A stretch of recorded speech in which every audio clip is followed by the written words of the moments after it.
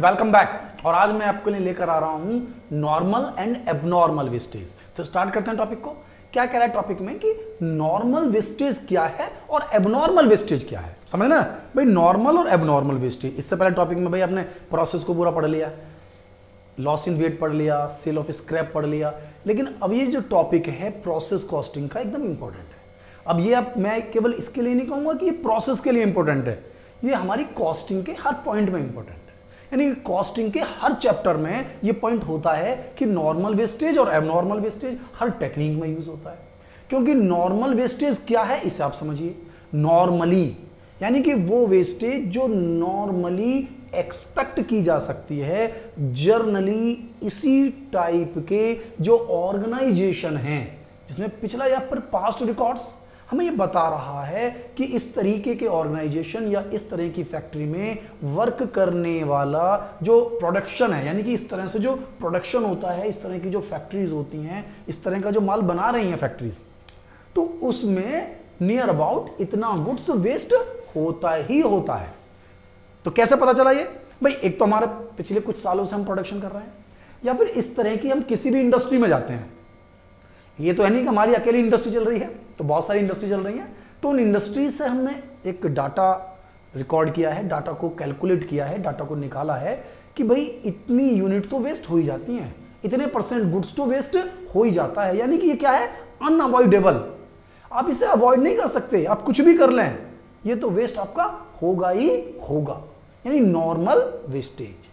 ठीक है, तो ये प्रोडक्ट की कॉस्ट का पार्ट होता है। तो एक बात ध्यान रखना, प्रोडक्ट की कॉस्ट का पार्ट। यदि नॉर्मल वेस्टेज होता है तो प्रोडक्ट की कॉस्ट बढ़ेगी, कॉस्ट बढ़ेगी, क्योंकि ये जो वेस्टेज है ये कस्टमर की जेब में आएगा, यानी कि इससे हमारे प्रोडक्ट की कॉस्ट को बढ़ाया जा सकता है और बढ़ेगा।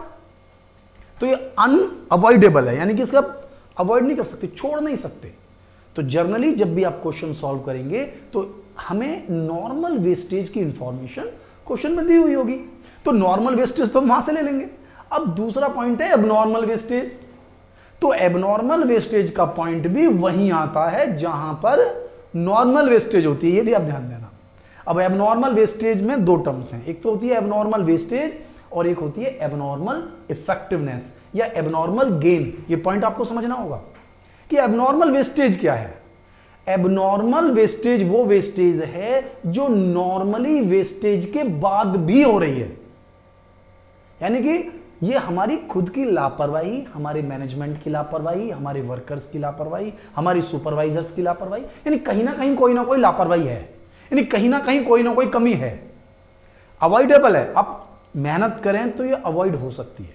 जैसे नॉर्मल वेस्टेज है वो तो लगेगी लगेगी, वो तो वेस्टेज है ही है, लेकिन जो एबनॉर्मल वेस्टेज है अगर उसको केयर की जाए, सब लोग ध्यान से अपने काम को करें, प्रॉपरली ध्यान दें, तो इस तरह की वेस्टेज को रोका जा सकता है।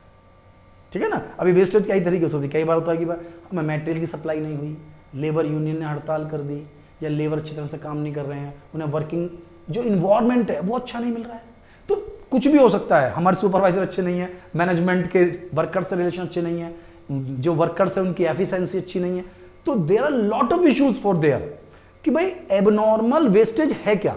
तो क्या ये अनएक्सपेक्टेड लॉस, हम नहीं मान रहे कि लॉस होगा, क्योंकि जो लॉस होगा वो तो नॉर्मल वेस्टेज है कि भाई ये तो होना ही है कि मैं 1000 यूनिट लगाऊं तो 2% वेस्ट होगा या 5% वेस्ट होगा, वो तो नॉर्मल है।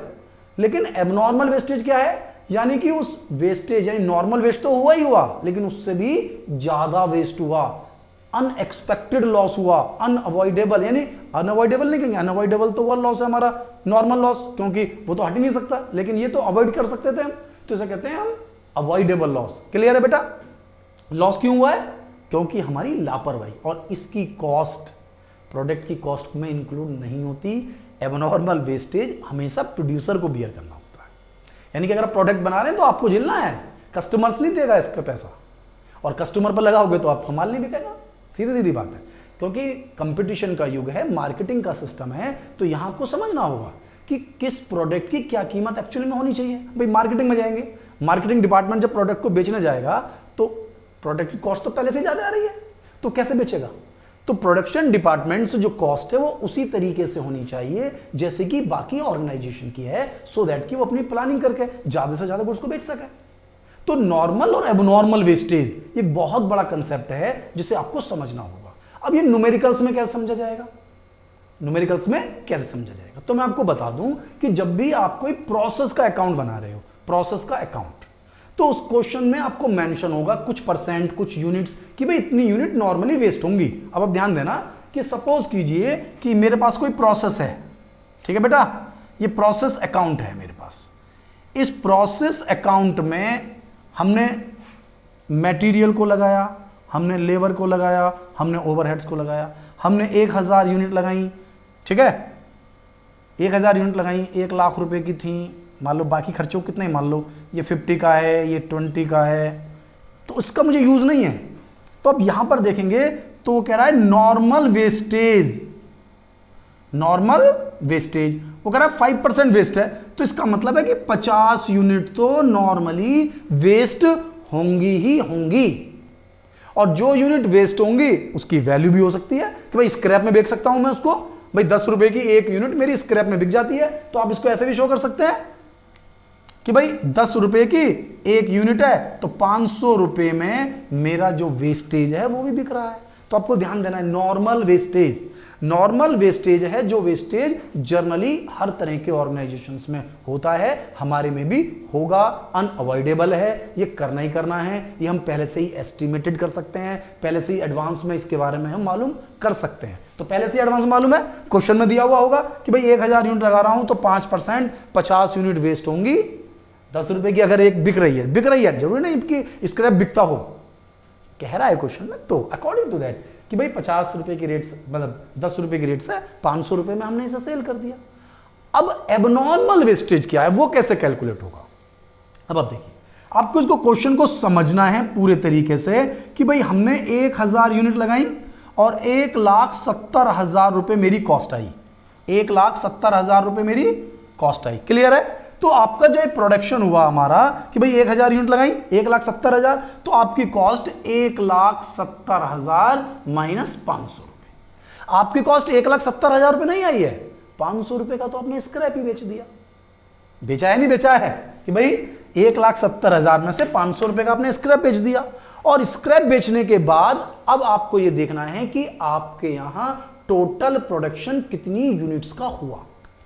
अब ये जरूरी नहीं कितना एक्चुअल में हुआ, मुझे एक्चुअल से मतलब नहीं है, कितनी यूनिट का प्रोडक्शन होना चाहिए, लैंग्वेज पर ध्यान देना है।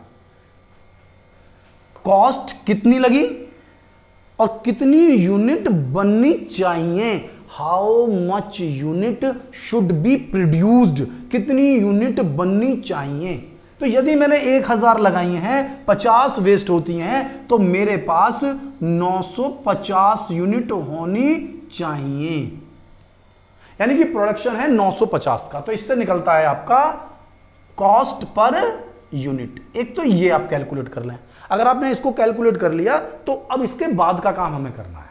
सबसे पहला काम, जरूरी नहीं है कि मैं इसका टोटल यहां लिखूं, रफ में लिख सकता हूं कि भाई 1000 यूनिट 1,70,000 रुपए की है, तो 1,70,000 रुपए में अगर मैंने कोई स्क्रैप बेचा है, कुछ भी स्क्रैप्ड कबाड़ा कहीं से भी कोई भी चीज बिकी है मेरी, तो वो मेरी कॉस्ट में से पहले माइनस होगी। तो 1,70,000 में से 500 रुपए माइनस कर दिए, ठीक है, नेट कॉस्ट आ गई कि भाई इतनी कॉस्ट लगी। कितनी यूनिट बननी चाहिए, कितनी यूनिट बननी चाहिए कि भाई 1000 यूनिट लगा रहा हूं, 5% वेस्ट हो गया, तो 50 यूनिट वेस्ट हो गई, तो कितनी बननी चाहिए, 950।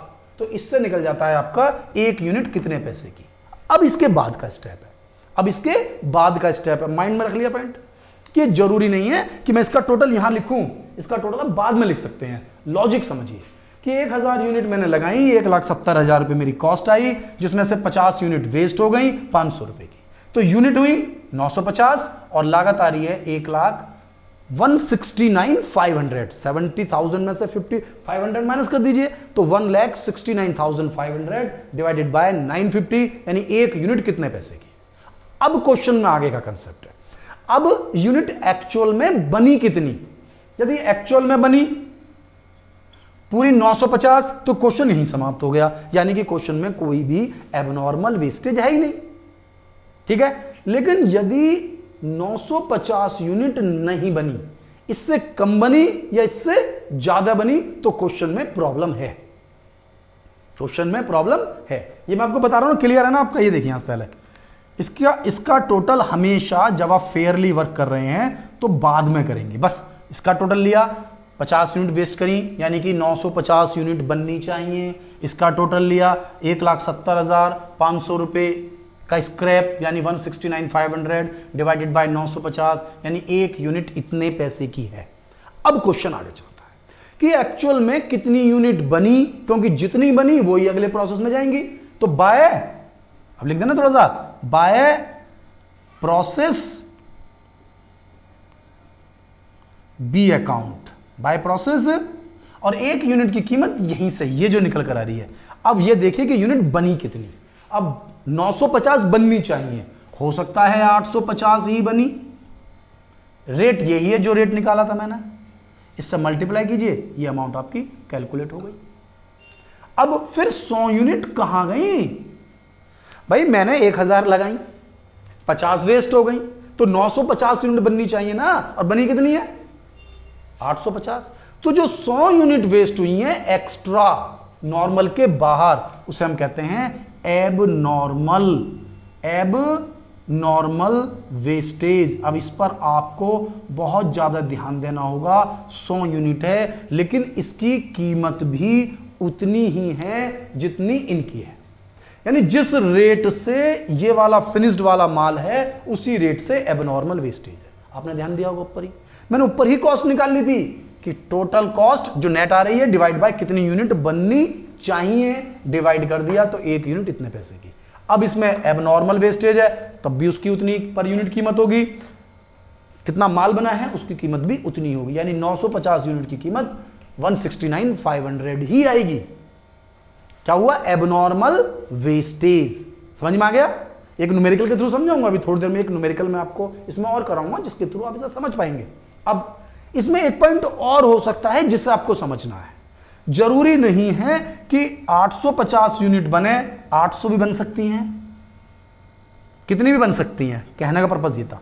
तो जरूरी नहीं है कि ये एबनॉर्मल वेस्टेज हमेशा हो। ये किस पर बेस करता है, that is based on the question, कि क्वेश्चन में यूनिट कम बन रही हैं तो एबनॉर्मल वेस्टेज है।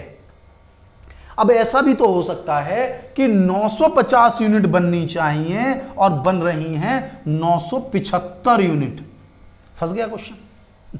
अब भाई 1000 में 50 यूनिट तो वेस्ट ही हो गई, अब 50 यूनिट वेस्ट होगी तो बनेंगे कितनी, 950, तो 950 ही बननी चाहिए। क्वेश्चन के कंसेप्ट में चेंज नहीं आना चाहिए। टोटल यूनिट कितनी लगाई, माइनस कितना नॉर्मल वेस्टेज 950, टोटल कॉस्ट कितनी, कितने का स्क्रैप बेच गया, divided by cost per unit, हो गया ना। तो हमारे पास जो यूनिट है वो 950 है, लेकिन बनी कितनी है 975। भाई ये रेट आया ना, तो इसी रेट से आप 975 की कीमत निकाल देंगे, तो ये तो ज्यादा आ जाएगी। भाई डिवाइड तो आपने करा 950 से और मल्टीप्लाई करेंगे 975 की, ये तो ज्यादा बन गई ना। तो इसे हम कहते हैं एबनॉर्मल गेन या एबनॉर्मल इफेक्टिवनेस, दोनों ध्यान देना ना। एबनॉर्मल गेन या इफेक्टिवनेस, यानी 25 यूनिट एक्स्ट्रा बनी, रेट वही रहेगा जो रेट इसका था। आप डिफरेंस करेंगे तब भी आ जाएगा, डिफरेंस से भी कर सकते हैं, लेकिन आपका लॉजिक क्लियर रहना चाहिए कि चाहे एबनॉर्मल गेन हो चाहे एबनॉर्मल वेस्टेज हो, दोनों ही सिचुएशन में रेट वही होगा जो कि प्रोड्यूस यूनिट का है। रेट पहले से कैलकुलेट कर लीजिए, उसके बाद देखिए कि यूनिट कम बनी ज्यादा बनी, कितनी बनी ये देखनी है। कम बनी तो एबनॉर्मल वेस्टेज, रेट वही, रेट चेंज नहीं होगा। ज्यादा बनी तो एबनॉर्मल गेन, लेकिन रेट सेम ही रहेगा, रेट नहीं बदलना चाहिए। अगर रेट बदल रहा है तो फिर क्वेश्चन हमारा गलत होने लगेगा। क्लियर है ना? डिफरेंस भी कर सकते हैं, टोटल लिया डिफरेंस लिया।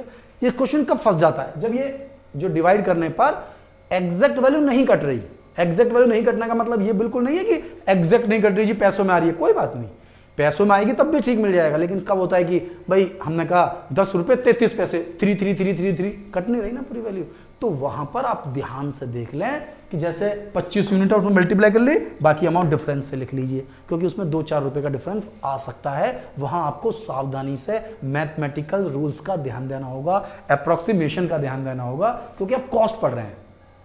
अकाउंट्स पर बेस्ड है ना, तो अप्रोक्सीमेशन बहुत बड़ा रोल है हमारे यहाँ कि अप्रोक्स जरूर कर लेते हैं। तो क्वेश्चन का जो कंसेप्ट है मेरा कि नॉर्मल लॉस, एबनॉर्मल लॉस और तीसरा क्या पढ़ा दिया, एबनॉर्मल गेन।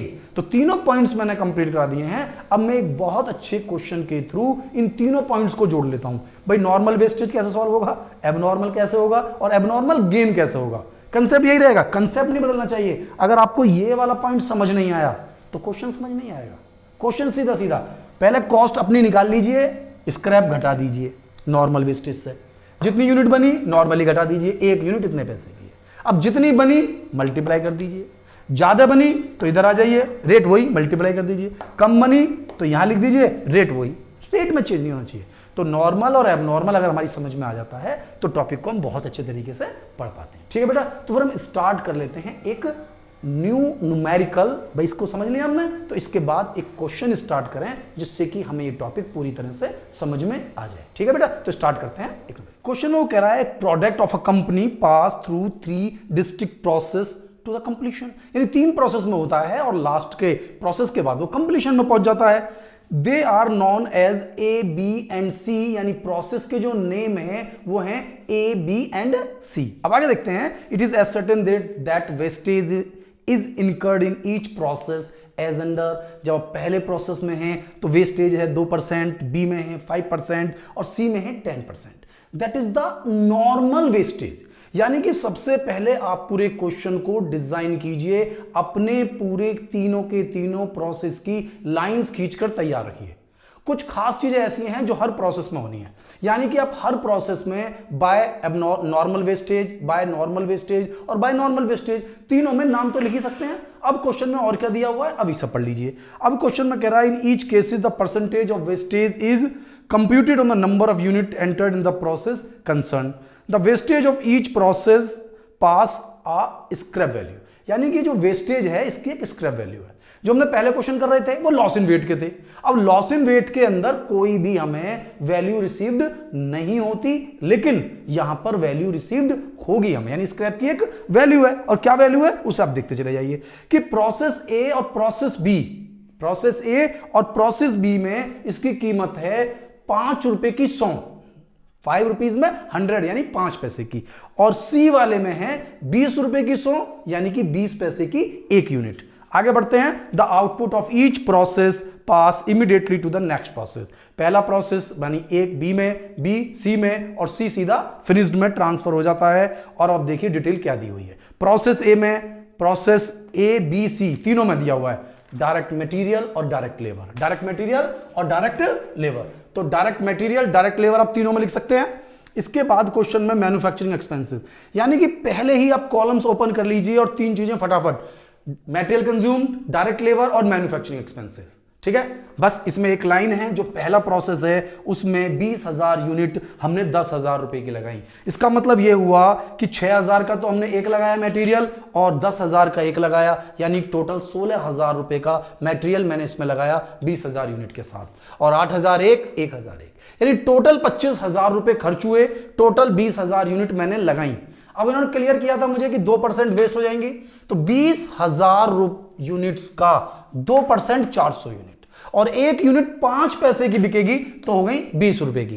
तो इसका मतलब 20,000 यूनिट में से 400 यूनिट तो नॉर्मली वेस्ट हो जानी चाहिए, और बची जो मेरे पास 19,600 यूनिट, 19,600, लेकिन क्वेश्चन में वो कह रहा है कि जो प्रोड्यूस हुई है मेरे बच्चा वो हुई है 19,500। तो 19,500 यूनिट प्रोड्यूस हुई, तो 100 यूनिट जो कम बनी है इसे हम कहते हैं एबनॉर्मल वेस्टेज। अब यहां जो आपको ध्यान देना है कि एबनॉर्मल वेस्टेज की कीमत, एबनॉर्मल वेस्टेज की कीमत फिनिश्ड के बराबर ही होती है। यानी कि आप इसका टोटल ले लीजिए, 25,000 माइनस 20 रुपए, ध्यान से रखना 25,000 माइनस 20 रुपए, और इसमें यूनिट बननी चाहिए आपकी 19,600। कितनी बननी चाहिए? 19,600। अब यहां ध्यान देना है, अगर आपकी 100 यूनिट एबनॉर्मल वेस्ट हुई हैं तो 100 की मल्टीप्लाई कर दीजिए, एबनॉर्मल वेस्टेज का आंसर आ जाएगा, इंटू 19,500 कर दीजिए तो इसका आंसर आ जाएगा। यानी आपको समझ लीजिए कि क्वेश्चन बिल्कुल सही है। डिवाइड करेंगे तो 1 रुपए 27 पैसे की 1 यूनिट, यानी कि नॉर्मल वेस्टेज निकालने के बाद जो है वो हमारा प्रोडक्शन होना ही चाहिए, और अगर हमारा प्रोडक्शन नहीं हो रहा है तो यानी कि वो एबनॉर्मल वेस्टेज है, जो मैंने आपको भी समझाया था। अब इस गुड्स को लेकर मैं नेक्स्ट प्रोसेस में पहुंचा कि 19,500 यूनिट 24,853 की, और 3 खर्चे डाल ही रहे हैं, एक मटेरियल, एक लेबर, एक मैन्युफैक्चरिंग एक्सपेंसेस, तीनों खर्चे डाल दिए मैंने। अब जितनी यूनिट लगी हैं, कितनी लगी हैं? 19,500। तो 19,500 का 5% ये बैठती है 975 यूनिट, और क्लियर है रेट तो 5 पैसे का एक, तो 975 इंटू 5 पैसे 49 रुपए, 49 रुपए। तो यहां तक का टोटल आप ले लीजिए, यानी कि इस टोटल में से आप 49 रुपए घटा लीजिए, तो कितना टोटल है आपका, चेक कर लीजिए। ये इन सबको जोड़ लेते हैं हम, 36,385 ये हमारा टोटल है ना, इसमें से ये माइनस कर दीजिए बस, -352, यानी इसका टोटल आ गया हमारे पास 36,033 रुपए। कितना है बेटा? 36,033 रुपए। तो 36,033 रुपए में मेरी बननी चाहिए 19,500 माइनस 975। कितनी यूनिट बननी चाहिए? 19,500 लगाई थी, 975 वेस्ट हो गई, 975 वेस्ट हो गई। तो जो प्रोडक्शन है, इसकी जो कॉस्ट है वो ये निकल कर आ रही है मेरे पास प्रोडक्शन यही है, और अगर आप इसको डिवाइड करेंगे तो ये आ जाएगा 1.93 रुपीस की एक यूनिट। अब यूनिट बन गई ज्यादा भाई, 19,500 में से अगर 975 आप घटा देंगे, 19,500 माइनस 975, तो कितनी यूनिट आती है? 18,525, जबकि बनी कितनी है आपकी? 18,800 बननी चाहिए, 18,525, तो कितनी फालतू बन गई? 275। अब यहां ध्यान देना जो है, चाहे वो एबनॉर्मल गेन हो, चाहे वो एबनॉर्मल वेस्टेज हो। एबनॉर्मल वेस्टेज तो क्रेडिट साइड में ही आ रहा है, एबनॉर्मल गेन डेबिट साइड में आएगा, लेकिन कीमत दोनों की सेम ही होगी, कीमत में चेंज नहीं होगा। जैसे कीमत है यहां पर हमारे पास 1.93, तो ये भी 1.93 में प्रोडक्शन होगा, और जो फालतू प्रोडक्शन हुआ है ये भी 1.93 के रेट पर ही होगा। इसमें कोई कंफ्यूजन नहीं होना चाहिए एबनॉर्मल गेन वाली सिचुएशन में। तो एबनॉर्मल गेन का रेट हो चाहे एबनॉर्मल वेस्टेज का, दोनों का सेम रेट होता है, यानी कि total cost minus normal wastage, जो बचा उसको डिवाइड कर दीजिए, आपकी कितनी यूनिट बननी चाहिए। बननी कितनी चाहिए? 19,500 माइनस 975, इतनी बननी चाहिए।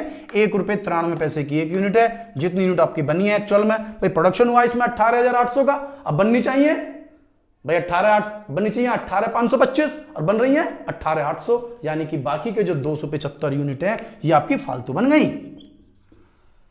और 1 रुपए 93 पैसे मल्टीप्लाई कर दीजिए, 532 रुपए आपके ये आंसर आ जाएंगे। और ये प्रोडक्शन लेकर मैं फिर नेक्स्ट प्रोसेस में जाऊंगा।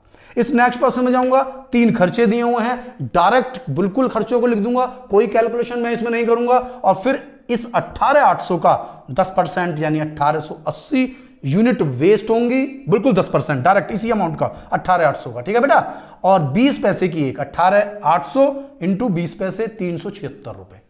फिर सिचुएशन वही है कि 18,800 यूनिट बनी मेरी, लगाई मैंने, और देखिए 18,800 यूनिट मैंने बनाने के लगाई, और 1880 वेस्ट हो गई, बाकी बननी चाहिए। कॉस्ट कितनी आनी चाहिए? अब तो इस एबनॉर्मल गेन तो है ही नहीं, तो 42,836 में से आपका स्क्रैप बिका है 376 रुपए का, तो ये आ जाएगा आपके पास 2 रुपए 51 पैसे। मल्टीप्लाई कर दो 920 यूनिट में, 920 कैसे पता चली? नहीं पता चली? 18,800 में से 1880 घटाइए, तो जब 18,800 में से आप माइनस करेंगे 1880, तो आपकी बननी चाहिए 16,920, और बन रही है कितनी? 16,000। तो 920 जो कम बन रही हैं, अब चाहे कम बने वो आपकी प्रॉब्लम है, इसको आप ही बियर करेंगे, कस्टमर इसे बियर कभी नहीं करेगा। कस्टमर का खर्चा ही नहीं है, ये खर्चा है हमारा, तो हम ही बियर करेंगे। तो 2 रुपए 51 पैसे की रेट्स है, चाहे वो फिनिश गुड्स हो और चाहे वो एबनॉर्मल वेस्टेज हो, दोनों की कीमत सेम होगी। अब इसमें कभी कभी कंफ्यूजन हो सकता है, क्योंकि 2 रुपए 51 पैसे पूरे पूरे नहीं है, ये 1.93 पूरे पूरे नहीं है। तो ऐसी सिचुएशन में सबसे पहले एबनॉर्मल वेस्टेज की कीमत निकाल लो और बची हुई अमाउंट डिफरेंस में ले लो, क्योंकि 2-4 रुपए का डिफरेंस हो सकता है। पूरी अमाउंट नहीं, अप्रोक्स कर रहे हैं, यानी क्वेश्चन को पूरी तरह समझिए कि नॉर्मल वेस्टेज एबनॉर्मल वेस्टेज क्या है, ये मैंने आपको पूरा समझा दिया। अब आपको मेरी वीडियो कैसी लगी? वीडियो को लाइक